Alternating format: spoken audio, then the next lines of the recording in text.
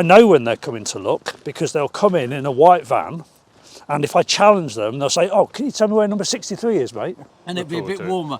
Yeah, because it's a bit chilly today. I didn't even give you a chance to put your coat on, did I? Frog marched you off. We'll keep that one. Yeah, keep it to ourselves. Yeah, we won't grow his us and 20,000 people. Yeah. 16th of January, got an honoured guest here, got Ian Sollom, who's an MP that I went to see when I went to the rally down in London, and we managed to get into the main building, and Ian's Lib Dem for this area, took over from the Conservatives who were in this area before Ian, and he started in July. In July, yes, when I was elected at the general election. And so I managed to get into the building, took some doing on that day. There was a lot of people on that day, yeah. And we got in and we had actually, as it turned out, we had a really good meeting because Michael and I, cousin Michael, we managed to sit with you for quite a bit of time. Yes. Because I think some of the others got diverted elsewhere, didn't they? Yeah, we caught up with a few others later on, but and we had a bit of a gap as well because I had to go and vote. Oh, you did, remember. Yeah, the bells rang. I left you alone in the office. So we didn't go through the drawers, don't worry. But the bells rang in there, and that meant that you had to go off, didn't it, to vote, and then you came back. And you've got like an underpass tunnel, haven't you? Yeah, under the road there by Westminster Bridge, so you didn't have to get through the masses. No. But Ian actually has a bit of farming in his blood. In your youth, you did a bit of farming, didn't you? Well, a little bit. Not in my blood, but in theoretical. My godfather was a dairy farmer in Worcestershire, so I spent a lot of time on that farm when I was growing up. So it's not unfamiliar to come on a farm and see, or even to hear about the life of farmers and how they think and tick, and understand actually why the current changes in government and taxation is such an issue that so many farmers are so upset about. I mean, over my lifetime, I talk about sort of when I was growing up, farming's changed so much over that time, and it's faced so many challenges. And frankly, particularly over the last 15 years, you've seen a lot of those challenges coming from the government as well, and sort of again, you were talking about trade deals with Australia, and talked about the BPS earlier. All these, and then you get to the IH, the family farm tax on the inheritance. It's just the sort of final straw. For a lot of people. I think that's a lot about what's happened. And there's one thing, the industry's been struggling with finances and profitability terms, and then suddenly to get to the point that they're going to take 20% of your farm away for the next generation, and they can't produce the income to pay it off.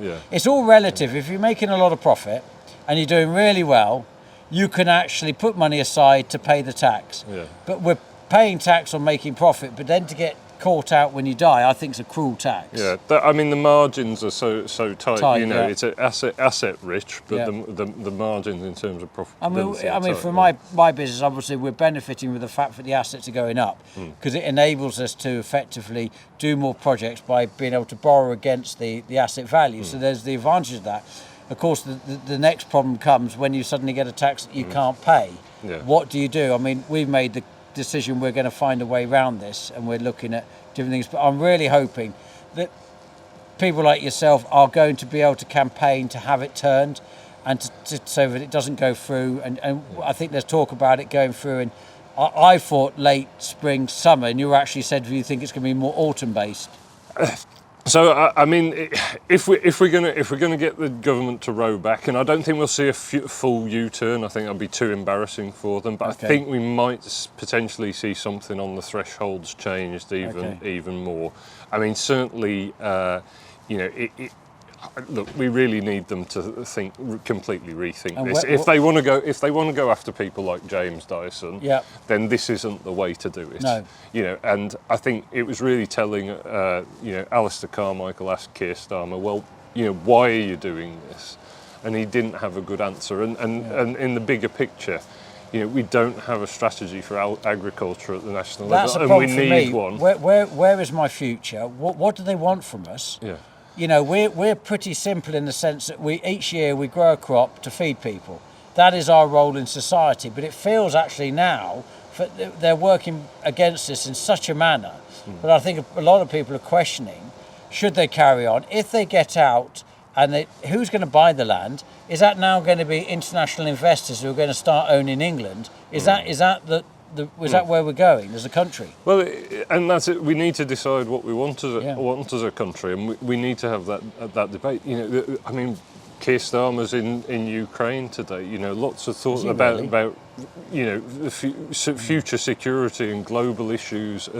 You know, part of that needs to be food security, and that means it's paramount, isn't it? Yeah, so stability for the. We did joke earlier, didn't we? But if there was a Noah's Ark situation, the first two that people want is either a doctor or a farmer. And you jokingly said politicians at the bottom of the list. But we need you in. We actually need you in this situation because, you know, and I'm very pleased that you've taken the time to come to the farm. And you haven't said, look, James, I've got 15 minutes. You have been here for quite a long time now. And you've given me the opportunity to take you around, even introduce you to some of the staff that are here and hear some of their problems, like Kieran we just spoke to, who's got problems with, you know, where can he put his young boy in terms of schooling, but before that in nursery, and the fact they're driving to Ely, 25 miles away because the local ones are all full or they're too expensive. You know, so actually it's not just the IHT we've spoken about today. We've actually talked about quite a lot of wide issues. And I'm pleased that you've come to see us because as a business, it's good to feel represented. And I know that, certainly my point of view, I feel underrepresented by the local people in the area because I've written to them and they haven't wanted to come out and come and see what I think we're about and actually look at the problems we're suffering and can they offer solutions. Yeah, so I'm grateful. Yeah, and I mean that's what it's about for me. You've got to go and talk to people. You know, I don't know everything. I'm not going to pretend I know everything, and it's by coming out and talking to people and really getting under the skin of the problems that. Well, hopefully you're going to come back to the open day. Yes, yeah, that's... And I haven't told anybody yet, but we're very excited. It's the 25th of June, and we're going to have an open day here at the farm, and we'll look forward to seeing you then. Yeah. And it'll be a bit warmer. Yeah, it's a bit chilly today. I didn't give you a chance to put your coat on, did I? Frog marched you off. Well, we kept up a good pace to keep warm. Yeah, we did, yeah. But no, well, thank you, Ian, I appreciate it. Thanks very much, James. Thank you. Doesn't that look lovely? It looks really nice. Bit of sun. I know it's cold, you know. It's warmer here than it feels at the farm. It was cold at about just before dinner, and it got chilly. And so it's 4 degrees when I'm driving down here. And yeah, and then now this sun's come out, but yeah, doesn't that look lovely? It does look nice. So it looks really well. So you're it's a big tree, isn't it? It's 2 trees, is it? Yeah. So there's a tree just behind that bit there, and then it's just knocked that one what's laid into them others. So yeah, I've just got to get the grab and pull that out so I can cut that one as well. Okay, so all these old willows are going now, aren't they? Yeah, and like that one's leaning over. Yeah. And it's only gonna. Well, that's rotted from the bottom of that one. What's so you're gonna have that one so I'm here. just gonna pull it all out, and with that bit there. And there's one behind Tom. Oh yeah. There's that. That's rotten. But when I bought this farm, that was a beautiful chestnut tree. Yeah, I know. It was really splendid. And then of course the diseases came in. And it started to get brown spots on the leaves. Yeah. 1 year. Second year, those branches sort of didn't bloom again. No. And then within about 2-3 years, it's just gone to a dead tree. And what a waste! It is. It's a good tree. We'll have to. Good tree. But I think I'm gonna just chop it out because the one. Well, then we'll dig it out. Yeah. Let's do that. Let's chop it all up and then we'll dig out the root and then that can go back into the field. Yeah, because it's just a waste now there. It's rotting out. There's bits falling off at the side of it anyway. So are you short of firewood? No, I've still got half a shed left from that time when we did it. But we've got a lot of firewood. There's some good trunks over there what are worth keeping. Yeah. Well, what I've got left. Maybe keep the cordwood then. Yeah, but like this ivy stuff, it's just no point. It's finished. Waste of a tree, really. Oh, well, at least you're doing a good clear-up job. Yeah, like that one, we'll keep that. Yeah. That'll be all right. Yeah, we've got quite a lot of trees to clear up, haven't we? Yeah. How many have you done so far? You've done quite a few, haven't you? Yeah. Are these, is there room for expansion? There is, isn't there? Look. Yeah. Yeah, they're all right, and I rubbed these off another pair, what was a bit knackered, so to keep them they're good. Oh, good. It's like they're keeping me warm, I tell you. I've got 2 fleeces on, so I'm warm today. So actually, when you look at it from this way round, and you see the pattern it makes, it's swerving round. It's a really nice looking pattern, isn't it? There's a pleasure standing here in January and looking at crops that look like this. There's a real pleasure in it. And this has suffered quite a bit of flooding, hasn't it? This has. There's been pitches of water almost halfway up the hill. Yeah, so last 2 weeks ago, that was all flooded down there, and there was a patch of water in that low hole there. We're lucky this hasn't died. Yeah, we are lucky. And this is basically where the water's getting held up at this bridge, because it's not clear the other side. Yeah. And we're just desperate for some maintenance. I'm surprised that hasn't died all down there though, because that's normally it's really bad down there. What, the crop? The crop, yeah. And now it's taking a good toll. I really feel tickled about this. Now, I'm quite keen to see what it actually does at harvest and yields. Michael organised this being drilled when I wasn't here, but I don't want him to know, but actually I'm quite pleased with it. Yeah. We'll keep that one. Yeah, keep it to ourselves. Yeah, we won't grow his us and 20,000 people. Yeah. We don't want cousin Michael's ego going. Yeah, he'll be very pleased. It will. Trying to get ready for the open day, which isn't that long away now. What is it? I suppose 5 months. So 5 and a little bit months. So we've got to try and get this done. So we're just getting the roadway put in, and then going to start putting the curbs in. Then they'll start landscaping after that. And it's a bit too cold at the moment for concreting, but we're going to start getting the 2 or 3 of the guys who are inside the store, Sandy and Freddie, are in there, and they're just pulling all the stone away and starting to level off in preparation for concreting, and then they'll be able to shutter it up and then go on a pour. So I'll be so pleased when it's all tidied up. Feels that there's could look a lot better when it's all the groundworks is finished and we finally start to get some concrete down and get the drainage sorted out. So yeah, really starting to take a bit of progress now and get the drainage in next, which is the next thing. Otherwise I keep pouring the water on the floor for those down pipes, which just don't work in our favour.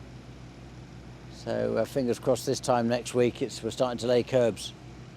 We had to get Chandler's had to come out and fix a wire under it. They couldn't get it to move, and we thought it was batteries, but it was dark in the shed because I hadn't got the lights in it.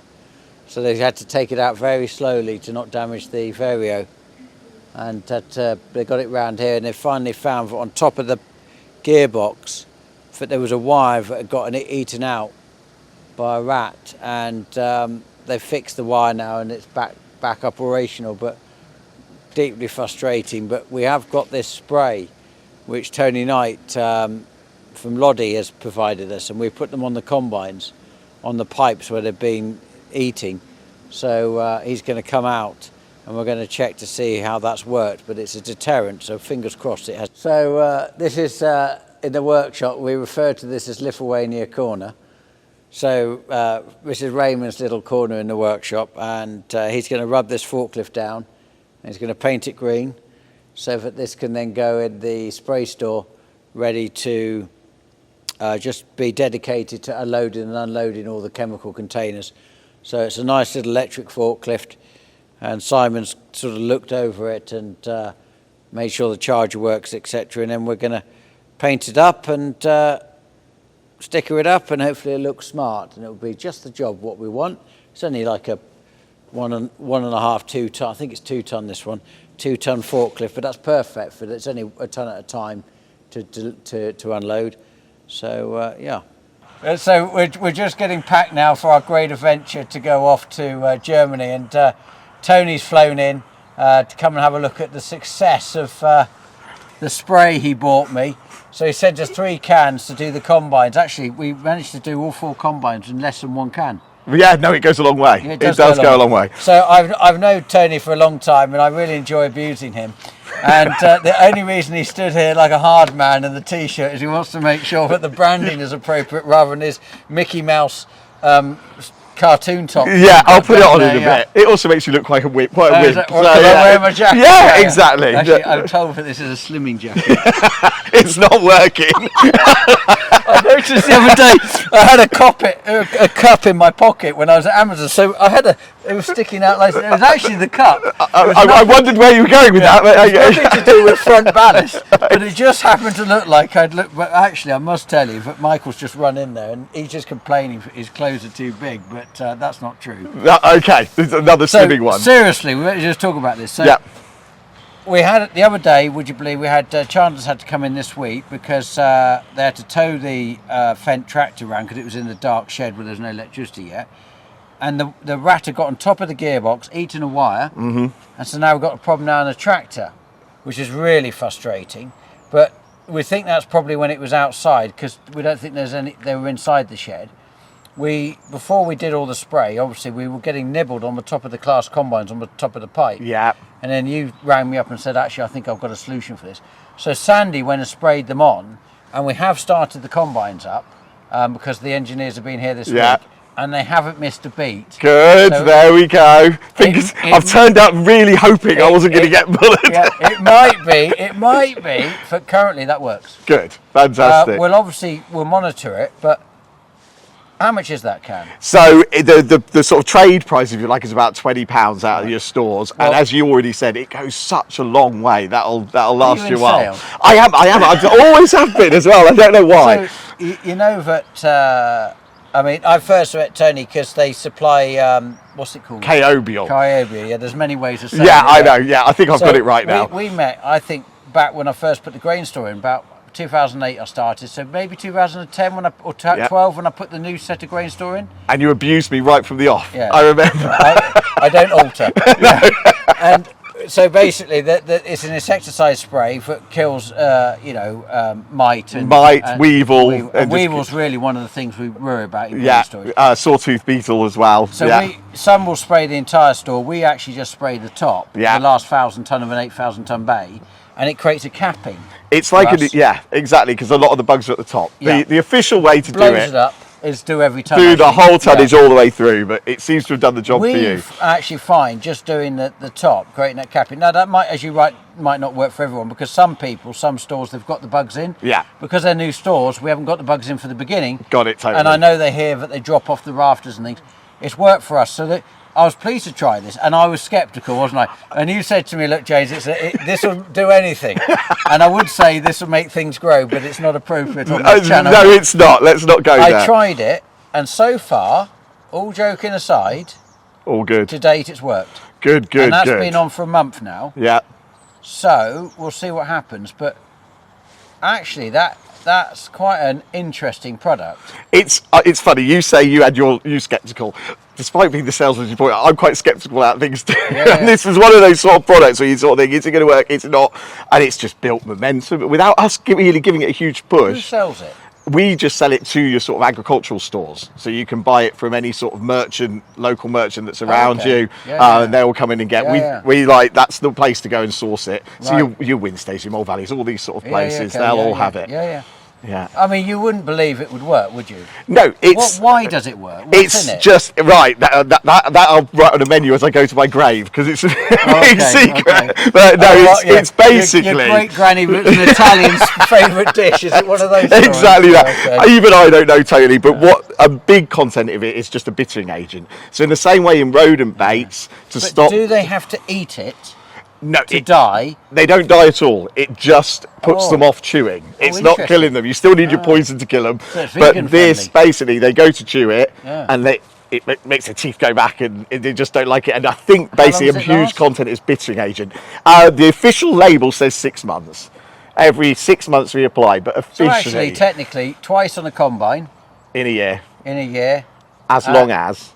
There's not loads of dust, grease, it's got to be clean. It's got if it's being exposed to lots of stuff all on it, spray again. No, I understand that because otherwise you're always doing spraying on top of the dust. They go on, move the dust, and the bit behind it hasn't yet. Exactly. So we'll touch base then and see if this still works. Fingers crossed. Pre-harvest. Yeah. If they stutter when we go to start them, I think I'll come and chase them away. You'll be nowhere to be seen, will you? But we'll try it again because actually. This has been quite a bad journey for us. You know, the Fendt now gone. Now the combines had it, I think 2 or 3 combines. And we're thinking, what the hell's in the wiring? I was talking to the Chandler's guy. We're not alone. Yeah. And it's these modern, this seems to be this very modern equipment, very recent, but then now we think it's soya oil. In the actual... In the plastics. Yeah. And that's the attraction for them to chew. Absolutely. Makes sense. It does make sense. Yeah. I learnt a lot of that off the channel where people were putting in the comments. I then spoke to, obviously the manufacturers, and it seems that seems to be the modern plastic. Yeah. So actually, this problem's going to get worse, not better. And we're noticing it. As I say, we've had this probably 18 months to 2 years, and it's only recently that it's picked up all this momentum, and everyone's asking about it. We went to Lama to promote our rodent baits, and all anyone wanted to talk to us about was anti-rodent spray. So, yeah. So I'm not alone? No, you're not. Not at all. Okay. Are you feeling cold yet? I am now, actually. Yeah. I'm looking. Not so I've been shaking all the way through as well. Yeah. Right, so we're going to see you in 6 months. Deal. Wonderful. It's the 20th of Monday. It's cold actually today. It is First how quite cold my legs are. Frank Cannon's come to see me. He's come up from Wiltshire / Hampshire, and he's setting up a new business which is going to help farmers, in particular, concentrate on safety in amongst the farm, not only on the vehicles like this behind us, but what you can do to protect your assets and where you live, and importantly, you know, your employees if they're living on site as well, with some couple of key things. For example, we've just had a bit of a walk round, haven't we? We have, yeah. And what's the name of the business, Frank? So it's Rural Safeguard is the initiative, Yeah. but it's Optimal Risk is the business that we're So putting if someone through. wants to Google it to find you. Optimal Risk. Optimal Risk. Optimal Risk Group. Well, I'm dyslexic, so I'm going to struggle with optimal, but I'll get it. Yeah. Again, so I thought, where's the next exciting adventure for me? Yeah. And rural crime was what I looked at. Rural crime reduction is what I looked at to come As back. opposed to being part Being of the role. criminal, yeah. Yeah, I don't. Yeah. But- You must get that right. That but sentence. yeah, I know exactly. But actually, that's part of it, right? So I put myself in the mindset of a criminal. Yeah. So I've researched and done a lot of self-learning, self-relearning, Yeah. and your program helps me do that. Your YouTube channel. So I understand how they look at your farm. Yeah. So I will walk around here now, as we just did, but I Yeah. didn't look at it from an adversary's point of view. I looked at it as you were showing me what you'd already Yeah. got, and none of which we filmed, of course. Yeah. We don't want to create a college of crime. No. So I would look at it through the adversary's eyes, and I'd look at your vulnerabilities, and I'd see what it is you are protecting, what it is how they operate, their attack methodologies, and then I would look at what you've already got. Yeah. And putting those three component parts together, Yeah. I would then help you create a list of your most vulnerable Yeah. risks or your adversarial risks. And then we would sit down and we'd get your wallet out and we'd say, right, in the amount of money you've got, Yeah. this is what we can do. It's affordable and it's proportionate. Yeah. I could lock down most things, but you wouldn't be able to use it. So it's pointless. Yeah. So you and I would come So using... it's all about practical. It's all about your risk tolerance. Yeah. What is it you are willing to accept? And this is now what you're going to be doing for businesses. So you'll come in and you'll basically go around, you'll do a report. Yeah. And then within that, you know, not dissimilar to what I went through with the health and safety, with the NFU did. Yeah. You'll effectively do that, give the farmer the opportunity to put things right. It might look like common sense when you see it on paper, but as you rightly say, what happens is complacency. Yeah. Is someone doesn't notice it anymore because they see it every day, so they don't notice. Fresh pair of eyes. And it's effectively just crudely, as I've always said, it's about making it difficult so they go somewhere else. Yeah. So this is obviously fenced here down the drive. Yeah. And then I was trying to say to you about the gates. We've got, there look. Yeah, that one there, sliding gate. So and like you said, that's on a timer. Yeah. So that opens and closes on a timer. Yeah. Anything that involves a man having to get in and out to lock is hopeless. Well, this is your behaviours. Because what happens is it's all right for a gateway to a field where somebody goes in, they come out, they lock it. If it's a gate in a yard, in and out, eventually they just leave the gate open and think, oh, I'm only going 20 minutes or whatever. Complacent Leave it behaviour. open, and in 20 minutes someone's been in. The reality is they're probably way more than 20 minutes. So we've put up, I think we've probably got best part of 12 electric gates now. Yeah. I mean, Anywhere with frequent visits, yeah. we'll put electric gate Yeah. up. Because there's no ownership of that particular gate. It's a communal gate. Yeah. Right? So as soon as I came off the roundabout, I started to feel the culture straight away. When I got to the gate, parked up, buzzed the buzzer, identified myself. You knew I was coming. Yeah, so you're on colleague, camera as well. Yeah, your colleague let us in. What I did, and you can watch this on your camera later, I drove through. I waited until the gate closed. Then I drove on. All right. Because otherwise, first vehicle comes So through. it follows and the second through, one. yeah. And if I'm in that first vehicle, I don't know if the vehicle behind me should be in or not. Yeah, so yeah. I'm not going to stop and challenge. But there wasn't anyone by. There wasn't anybody. No. But I just, See, a lot of delivery vans. it's a, yeah. Yeah. Yeah. I was speaking to some farmers the other day at a livestock market, and he says, I know when they're coming to look, because they'll come in a white van, and if I challenge them, they'll say, "Oh, can you tell me where number 63 is, mate?" And like, there's used to be carrots or horses. Yeah, and they're doing reconnaissance. They're looking for what they're likely to come and visit the next night. But so we have to scrap metal. We have sent away. Yep. In skips. Yeah. Anything with temptation. Yeah. We've got rid of. Acquisitive crime, they call it. So if I can come and take it and make money out of it, then it's attractive to me. Yeah. The criminal. Wood is another one. Fuel, obviously, we spoke about fuel earlier. Wood. Yeah. What sort of wood?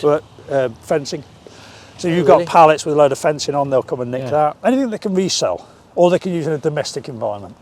Interesting. So we're obviously got accommodation points where we've got the houses and trying to explain to the council, for example, getting planning permission, how important it is to have people living on site. Yeah. For us, the type of environment we're in, that is key. Occupancy. Yes, it's key. A remote farm is more vulnerable than an occupied farm. So we basically then emptied all the remote farms of anything that we needed. Yeah. Because we couldn't patrol them. Or lock it down. 20th of January, cracking on, getting ready to jump in the car tomorrow. We are taking the farm guys who drive the sprayers apart from Glyn, because he's currently in Lanzarote. Simon's in Australia. So we're jumping in the car tomorrow. We're driving to Germany. We're going to Horsch's HQ to have a look around there. Then we're going to the sprayer factory. We're going to meet Michael Horsch and Theo Lieb and look around the sprayers and understand what the 48-metre sprayer is. On Wednesday, we're lucky enough to spend some time with Philip Horsch in the afternoon at the main factory, which will be really interesting to see what projects they're working on. So looking forward to that. And then we're meeting up with 30 American farmers and who've come over to look at the Horsch equipment. So that'll be really interesting to get an opportunity to actually hear what they are facing at the moment, what they think about the new president they've had sworn in today, and actually what changes, negative or positive, they will actually have in regarding their position in farming and where they think their future is. Because I think the whole world of farming at the moment is all over the place. So sort of looking forward to actually being able to sit down with a different country and actually find out about their thinking outside of Europe. I see the Terra Horsch magazines come in. I went over and gave a talk over there in France, and there's mention of that, and it's really well put together magazine with some interesting facts. Anglia Farmers, they have a fresh AF, they call it, which is effectively an event they do over a year, which is like a little mini scholarship where it's fully funded by very kind sponsors, which take the opportunity for young people in agriculture to be able to apply to do this. If they're chosen, they get to be with like-minded people and get to look at different businesses and get to broaden their horizons of mind. And I got to go and speak to them at their graduation dinner, which was in the Farmers Club. So anybody out there who is sort of thinking they want to take themselves a bit further forward, I suggest you contact Anglia Farmers and find out about Fresh AF, because I think it's well worth doing. Any kind of personal development you can do in business is well worth it. Even if you consider it to be something you're not terribly interested in, you'd be surprised who you meet and what you learn. A couple of other things happening. We've got court. The wonderful Katie Hilton for Cheffins hopefully is going to sort this out, but we had a letter after we came back from Christmas break from the grants at DEFRA, the FETP, to say they tried to contact us on the 22nd and on 4 occasions through the period up to the 6th of January. Well, we were closed from the 21st of December, so it's no good ringing us when we're closed. So because we didn't answer the telephone, they have cancelled our grant, and we've currently spent just over £26,000 on buying the equipment specifically for the grant, which their grant would apply would be £9,000. So deeply frustrated, because in isolation, would you have bought the stuff without the grant? No. So does the grant encourage you to buy it? Yes. Do you truly need it? Probably not, no. So hopefully she can get this sorted out. I want a bit of common sense here, but fancy ringing during Christmas period when we weren't here. Some questions for to come through. Will I be blacklisted because I went to see Amazon? I don't know. I'll find out when I see him. And yes, okay, take note about the haulage. We'll do a piece on the haulage because there's a lot going on. They've got some great guys and girls working on the haulage side, so be pleased to demonstrate what we do and picking up from farms and also delivering it at the mills and etc. So you can see what happens there. So we'll put that in the pile to do. 48 metre yield difference. If you consider that a tyre is 900 mil, you've got 2 tyres, so that's 1.8 metres. So you've got about 15% of a single 12 metre pass up the field. That's going to be effectively the yield difference. So I think you'll have a good 15% drop in yield every time you hit a tram line. So you could argue if you go to 48 and you remove that tram line, there's going to be a saving. So you might have as much as 3% across the field, which could be 4%, which you've gained on. So I think that there's always a reason to go wider. I don't know whether the sprayers are right for us yet. We'll have to wait and see. Regarding the nozzles, no, as far as I'm aware, it doesn't currently know whether it's blocked or not, unless anybody can tell me differently. So it might tell you that there's a pressure issue, but it won't necessarily tell you if it's blocked or partially blocked, shall we say. And interesting point somebody made about some wider sprayers, not so far away in Cambridgeshire, actually, up to 54 metres, so they would be well worth having a look at. So thank you everybody that keeps subscribing. Keep buying stuff on the shop. We'll keep putting the Amazon stuff in until it's all gone. So have a look. Hopefully there's something there. And we'll look forward to sending you the next video to you, which will be when we're in Germany looking around the Horsch factory. All the best. Take care. Bye.